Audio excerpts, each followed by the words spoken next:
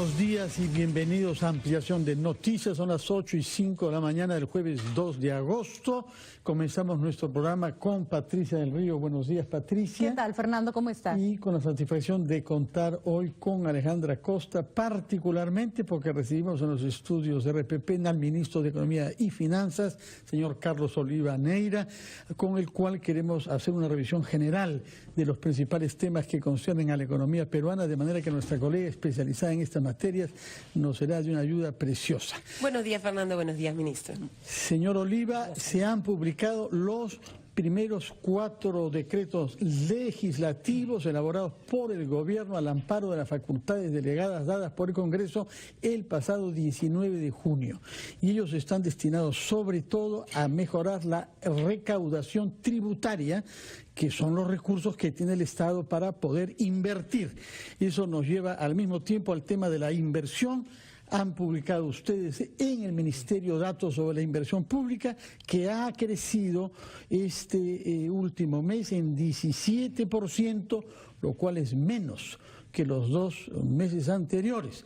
Junto a ese dato sobre el aumento de la inversión pública hay, sin embargo, el informe de algunos analistas económicos, como el analista jefe del BBVA, que en gestión de hoy prevé que bajará a cifras de un dígito durante el segundo semestre de este año, puesto que estas tasas de 17% para el último mes corresponden a una comparación con meses sumamente bajos del año pasado. ¿Qué nos puede decir entonces sobre recaudación y sobre inversión pública? Muy buenos días, muchas gracias por la invitación, un gusto estar acá. A ver, son varios temas que vamos a ir en la próxima media hora seguramente descifrando. Con respecto a la recaudación, uno de los temas que tienen que ver con la estabilidad económica en los últimos años se refiere al déficit fiscal, ¿no? Que el año pasado estuvo en 3,1% del PBI. Creo que es claro para todos que necesitamos aumentar la recaudación tributaria si queremos seguir dando los servicios que da el Estado y, por supuesto, con una mejor calidad cada vez más. En ese sentido, es un requerimiento indispensable que combatamos la evasión tributaria y la elusión de los impuestos. La evasión tributaria en nuestro país es más o menos del 36% en el IGB y de 57% en el impuesto a la renta, ¿no? Lo cual significa que hay una gran parte de personas naturales o jurídicas que no están pagando lo que deberían pagar.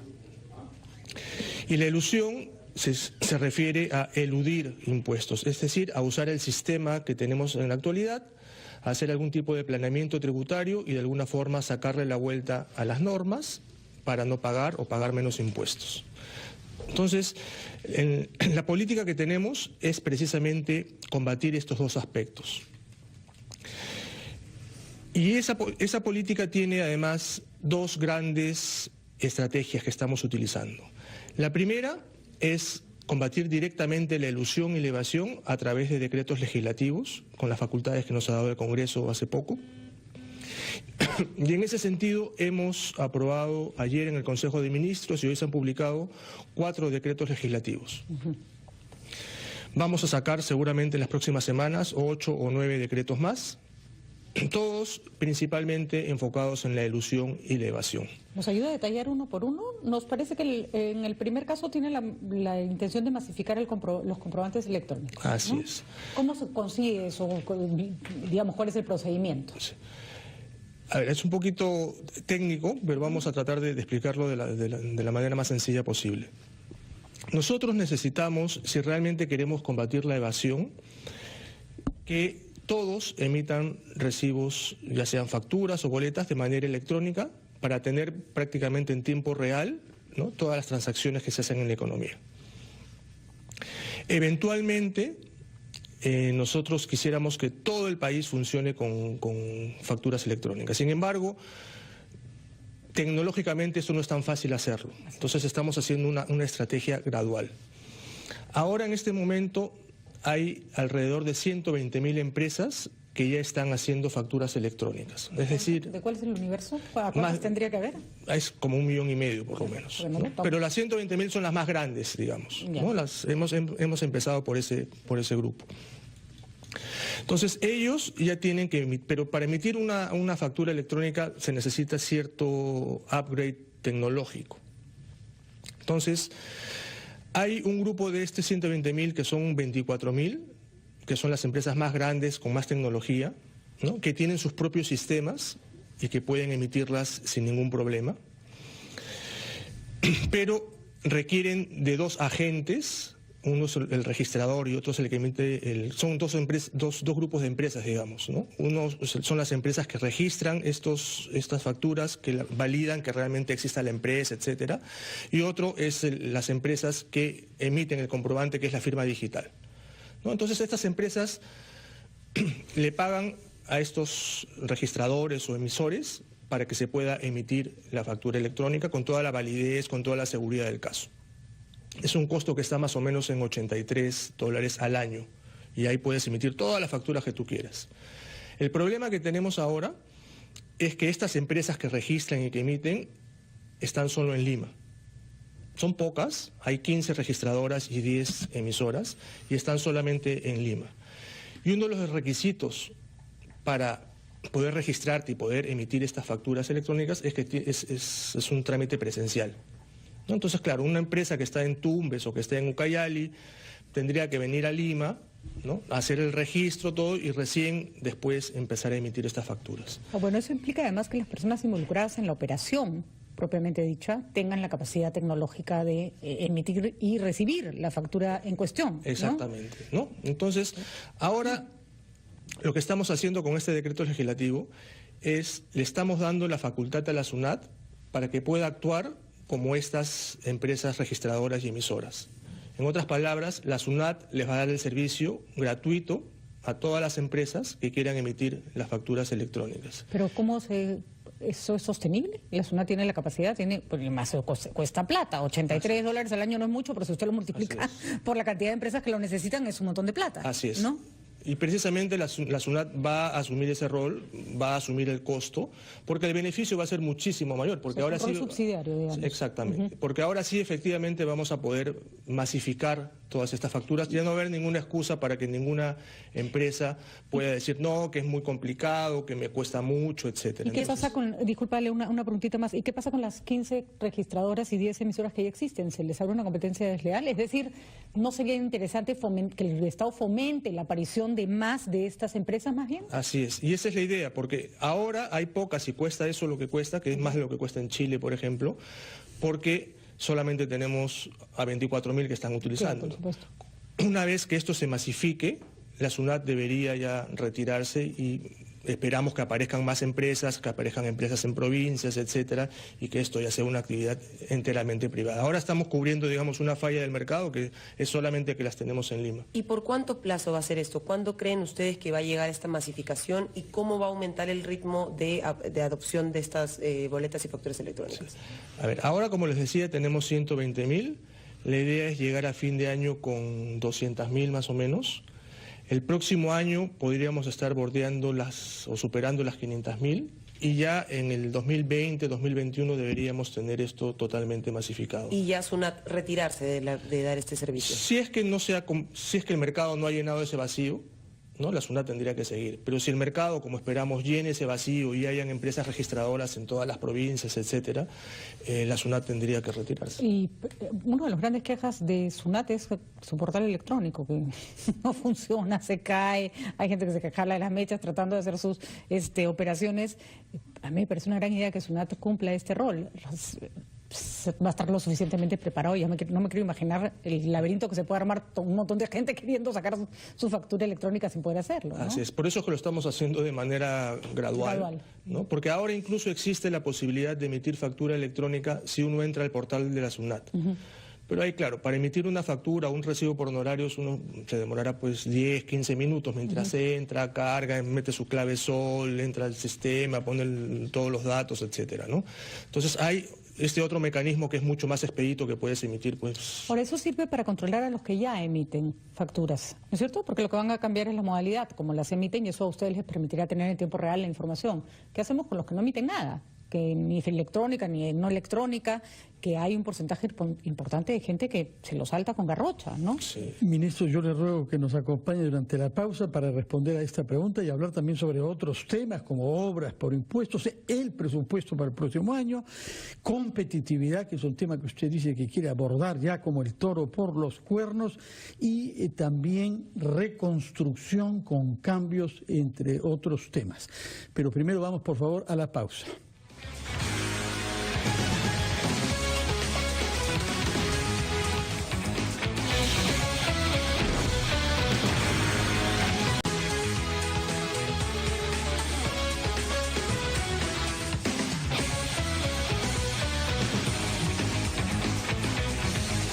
Son las 8:18, estamos entrevistando al ministro de Economía y Finanzas, Carlos Oliva Neira, que tiene menos de 2 meses en el puesto, hay que decirlo, pero también que ha sido viceministro de Hacienda durante 4 años y experiencia en el sector privado y público. Y hemos comenzado hablando sobre temas vinculados a la reducción del déficit y a los ingresos tributarios. Patricia del Río había dejado planteada una pregunta antes de la pausa. Así es, preguntábamos no solo sobre la efectividad de las boletas electrónicas y facturas electrónicas, que es muy importante, sino cómo ampliamos para que más gente entregue facturas, digamos, de cualquier tipo. Una gran ventaja de la masificación es que va a permitir hacer una serie de cruces que va a permitir precisamente a estas personas que están evadiendo, ¿no? De acuerdo. Porque claro, si una persona no registra ingresos y de repente se compra un automóvil en efectivo, digamos, o automáticamente, como les digo, casi en tiempo real, incluso la SUNAT podría pasarles un aviso por chat diciéndole, oye, por si acaso estamos viendo que usted está comprando un auto y que no tiene ingresos registrados, ¿no? Entonces, ese tipo de cosas eventualmente podríamos hacer una vez que esto esté masificado. Pero es, como digo, sumamente importante que todo el país se maneje con recibos electrónicos. Porque ahora la SUNAT, casi todas las fiscalizaciones que hace, tiene 3 o 4 años de retraso, ¿no? Porque no tenemos la información en tiempo real, ¿no? Y esta información, como les digo, va a permitir un manejo de riesgos mucho más seguro y en tiempo real. ¿Y qué opciones están evaluando para obligarnos a nosotros, a las personas naturales, a exigir precisamente esos comprobantes de pago? Sí, esa sería como la segunda parte de la estrategia, ¿no? Una vez que esto esté realmente masificado, la idea es crear algunos incentivos para que todas las personas, sobre todo las personas naturales, puedan pedir sus recibos o sus facturas o sus boletas, ¿no? Hay varias ideas que están sobre la mesa. ¿Cómo cuáles?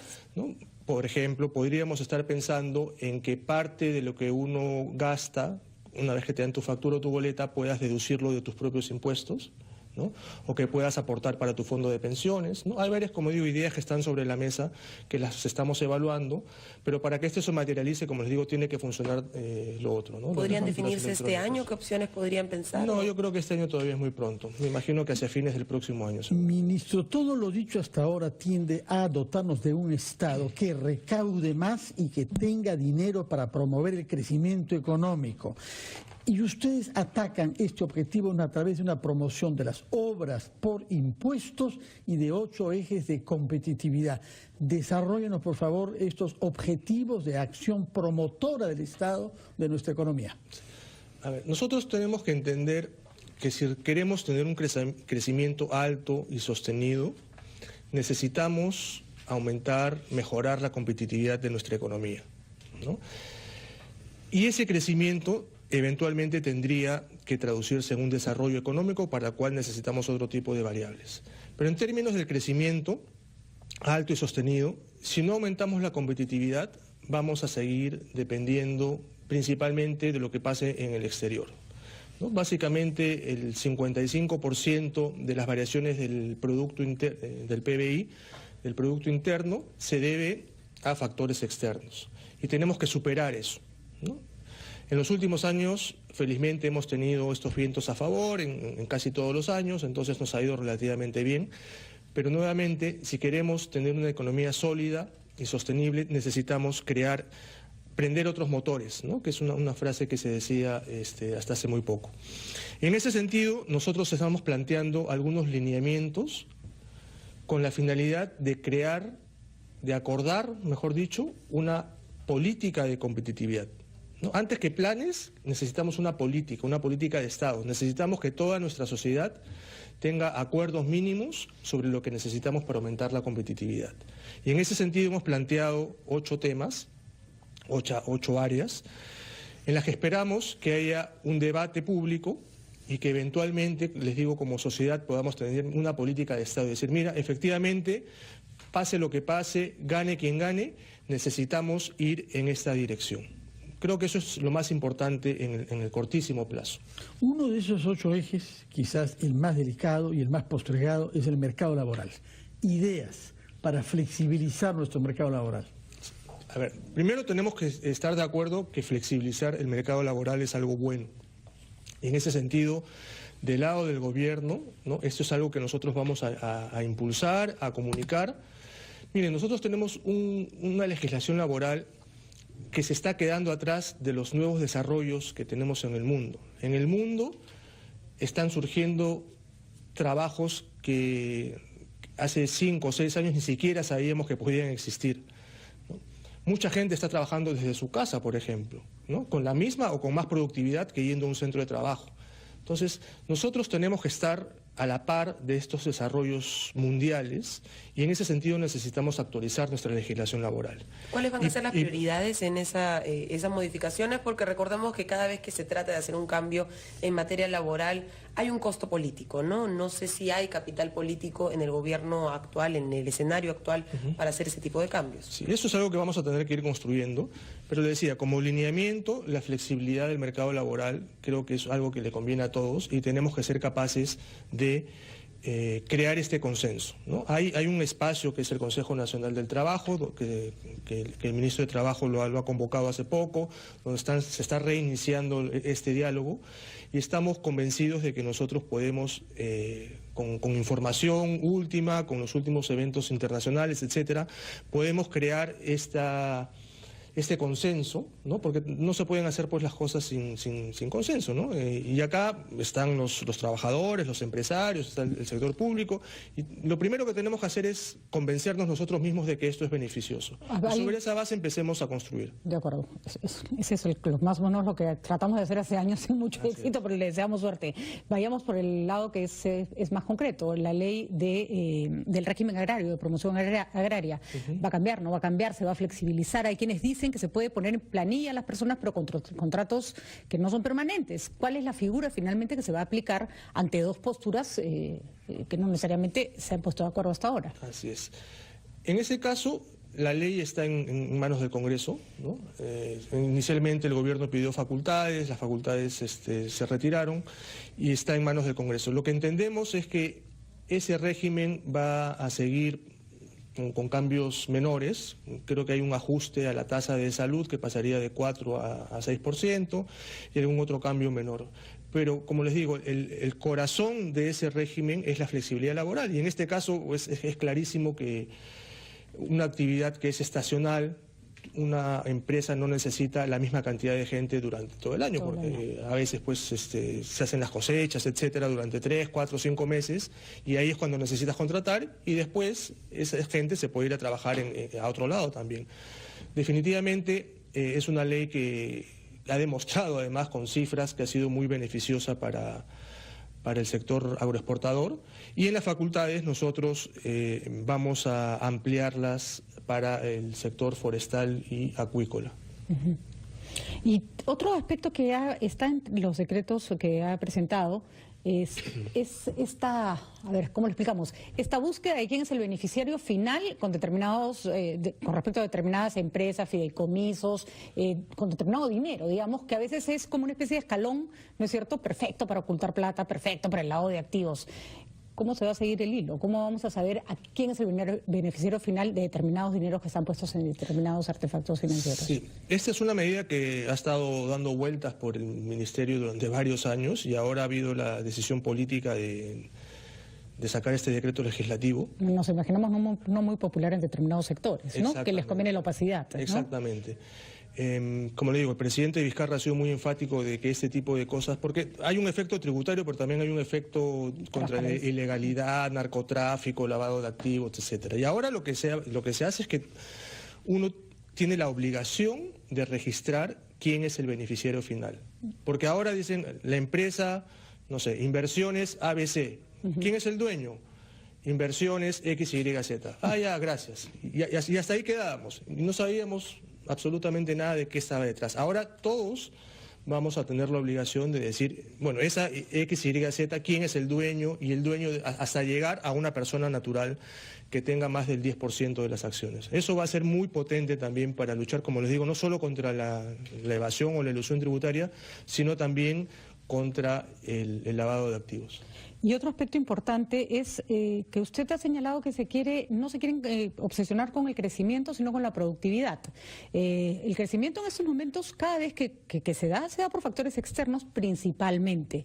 Se nos viene una guerra comercial que todos miramos espantados, con lo cual probablemente la situación internacional no mejore. ¿Cómo se impulsa? Y lo que a mí me preocupa y me llama la atención es cómo se impulsa la productividad finalmente. Porque el deseo está. ¿Cuáles son las medidas? Ministro, tenemos que hacer una nueva pausa. Por favor, apelo a su paciencia. Cuando regresemos contestará la pregunta de Patricia y quizás nos pueda adelantar algo sobre el presupuesto general que debe ser presentado antes del 30 de agosto e incluso antes del marco macroeconómico multianual y que definirá los compromisos concretos del Estado para el próximo año. Pero primero vamos a la pausa y inmediatamente después a la pregunta dejada en la mesa por Patricia del Río. 8:20.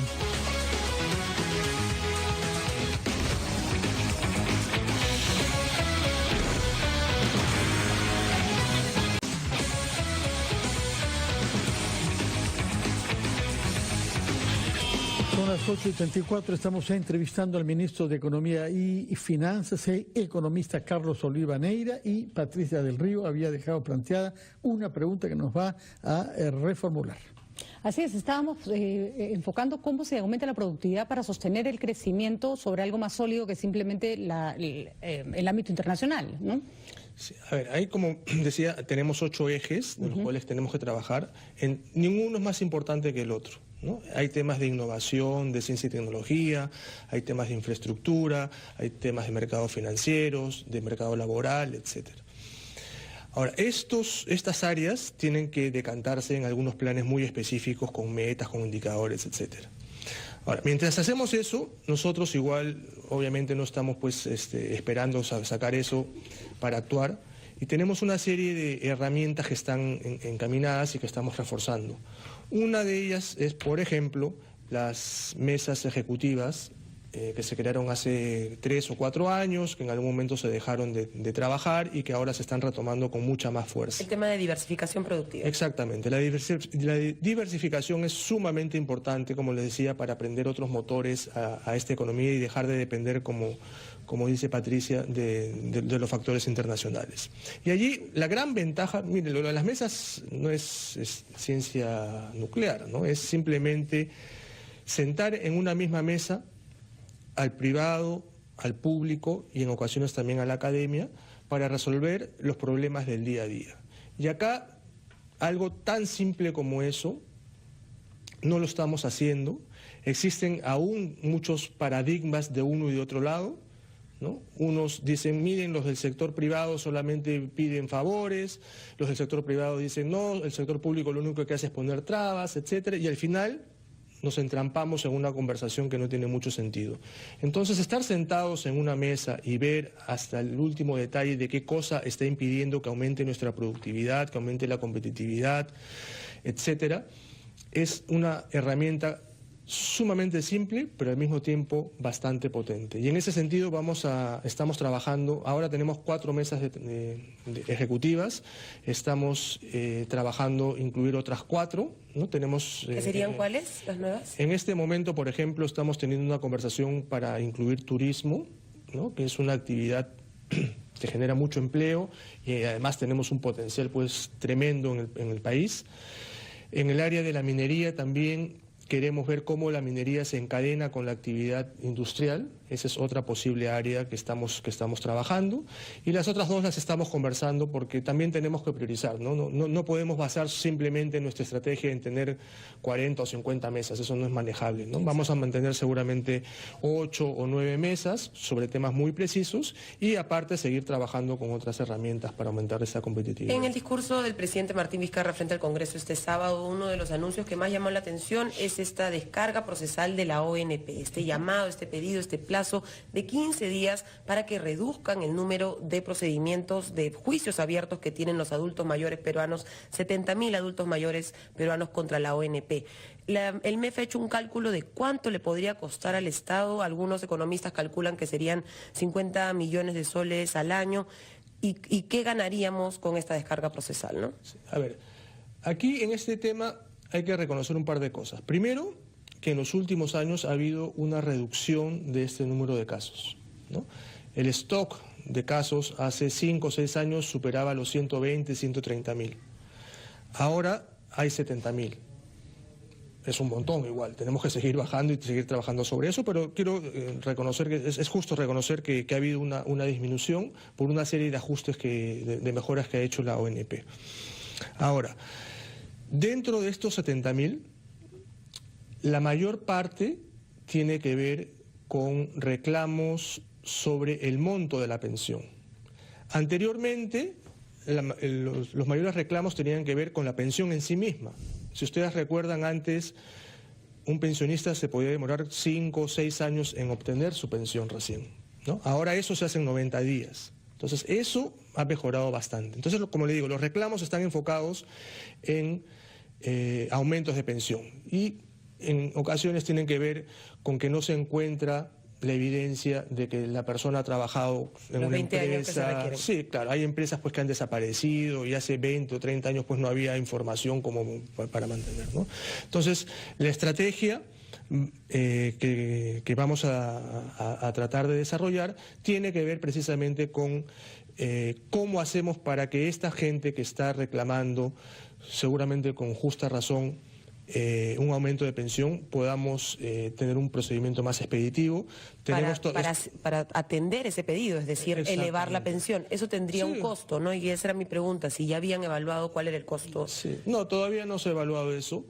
Y tenemos que diferenciar, porque también es posible que haya otro tipo de casos de personas que efectivamente no tengan ese reconocimiento, ¿no? Entonces vamos a ver, una vez que tengamos la información precisa, ver cómo hacemos para aliviar ese gran reclamo que, como les digo, estoy seguro que en el 99% de los casos podría ser justo, pero tenemos que buscar el mecanismo para poder atender eso de la manera más rápida y estamos dentro ahora del plazo de los 15 días para poder resolver eso. Esta tarde tengo una reunión precisamente con el jefe de la ONP para analizar el detalle de lo que se está haciendo. Y a propósito de los costos de hechos sociales, como al que ha hecho referencia Alejandra, el año pasado se calculó que la corrupción ligada al solo caso Lavajato nos había costado 1 punto de nuestro PBI. Para eso se aprobó primero el decreto de urgencia 003 y luego otra norma.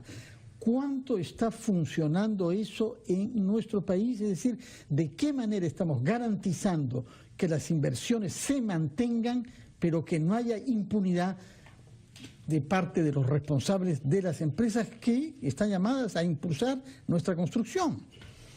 Aprovecho la pregunta para hacer un paréntesis, justo para hacer notar que una parte muy importante de la competitividad tiene que ver con estos temas que usted está mencionando, ¿no? Con la seguridad jurídica, con la lucha contra la corrupción. No he escuchado a algunos críticos que dicen el presidente no ha dicho nada de economía, ¿no? Y eso es totalmente falso.